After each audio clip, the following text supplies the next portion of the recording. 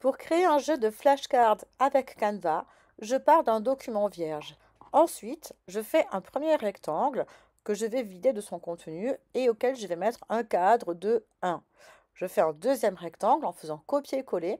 Mon but est d'avoir toute la page qui est prise par ces rectangles dans lesquels j'écrirai mes questions de façon à ne pas gaspiller de place sur les feuilles que j'imprimerai ensuite. Avec Canva, je peux sélectionner tous les rectangles que j'ai créés et les adapter ensuite à ma feuille A4 de façon à ne pas gaspiller d'espace justement. Ensuite, j'insère du texte et je fais ma première phrase de flashcard. En l'occurrence, il s'agit d'étudier ici les déclinaisons en latin.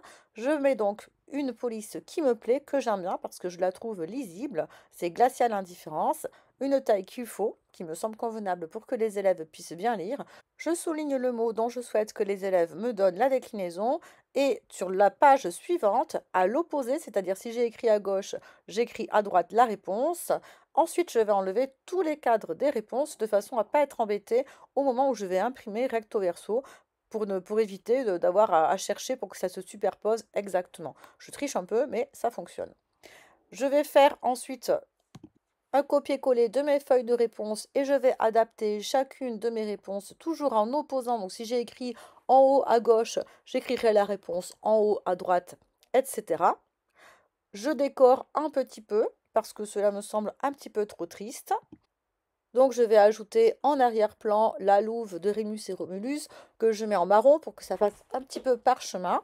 Et ensuite, je n'ai plus qu'à grouper et à faire copier-coller et à mettre en arrière-plan.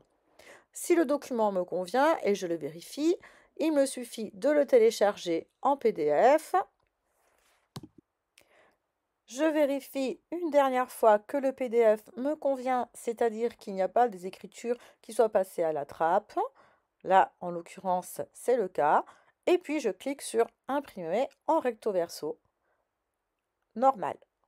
J'ai créé un document de 4 pages. Je crée toujours des documents de nombre pair de façon à pouvoir les plastifier avec une feuille A3 parce que ça me coûte beaucoup moins cher avec une feuille A3 qu'avec plusieurs feuilles A4.